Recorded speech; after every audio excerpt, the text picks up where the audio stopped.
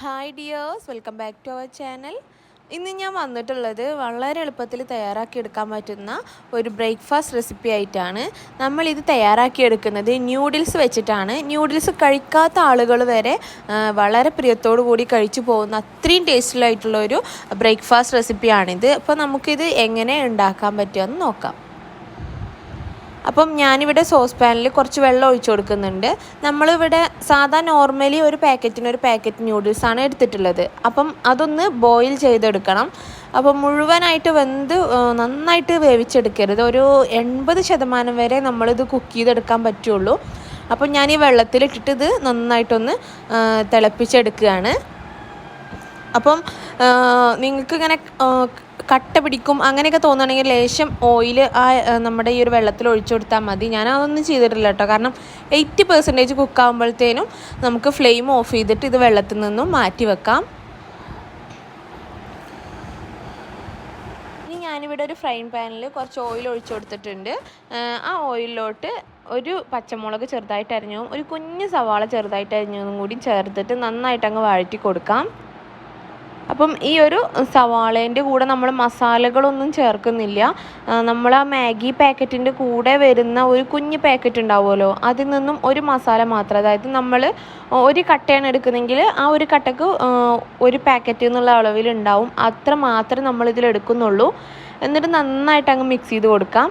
ഇനി നമ്മൾ ഉപ്പ് കുറവാണ് എന്നൊക്കെ തോന്നുമ്പോൾ നിങ്ങൾക്ക് വേണമെന്നുണ്ടെങ്കിൽ ലേശം ഉപ്പിട്ട് കൊടുത്താൽ മതി.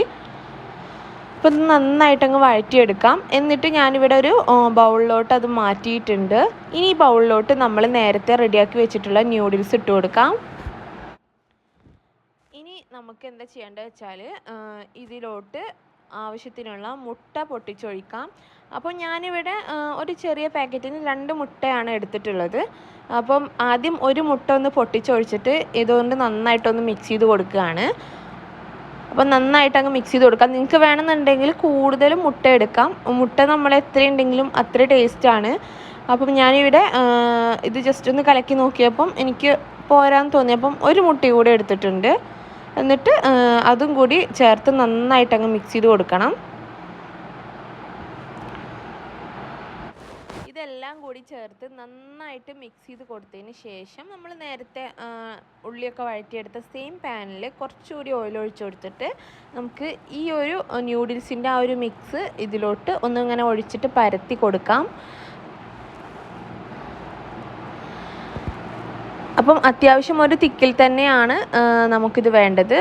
ഒരുപാട് കനല്ലാണ്ട് ആവരുത് കേട്ടോ, എന്നെങ്കിൽ നമുക്ക് മുറിച്ചിട്ടൊക്കെ എടുക്കാൻ സുഖമാവുള്ളൂ. അപ്പോൾ കുറച്ചൊരു കട്ടിയിൽ തന്നെ എടുക്കുക ഇതുപോലെ.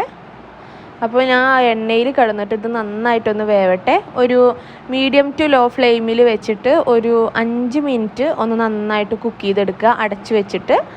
അതിന് ശേഷം നമുക്കിതൊന്ന് മറിച്ചിടാം. അടിഭാഗം നന്നായിട്ട് വെന്തിട്ട് നല്ല മുരിഞ്ഞ് വന്നിട്ടുണ്ട്. ഇനി ഇതിൻ്റെ മറു സൈഡ് കൂടി നന്നായിട്ട് കുക്കായി വരുമ്പോൾ നമുക്ക് ഫ്ലെയിം ഓഫ് ചെയ്തിട്ട് ഇതെടുക്കാം. അപ്പോൾ 2 സൈഡും കറക്റ്റായിട്ട് വെന്തിട്ടുണ്ട്. നല്ല ഈസിയാണ് ഉണ്ടാക്കാൻ, നല്ല ടേസ്റ്റുമാണ്. അപ്പോൾ നിങ്ങൾക്ക് എല്ലാവർക്കും നമ്മുടെ ഈ ഒരു വീഡിയോ ഇഷ്ടമായി കാണുമെന്ന് വിശ്വസിക്കുന്നു. തീർച്ചയായിട്ടും ഒന്ന് ട്രൈ ചെയ്ത് നോക്കിയിട്ട് ഫീഡ്ബാക്സൊക്കെ അറിയിക്കുക. അപ്പോൾ നമ്മുടെ വീഡിയോ ഇഷ്ടമായിട്ടുണ്ടെങ്കിൽ ലൈക്ക് ചെയ്യാനും ഷെയർ ചെയ്യാനും കമൻറ്റ് ചെയ്യാനും മറക്കരുത്. Thanks for watching.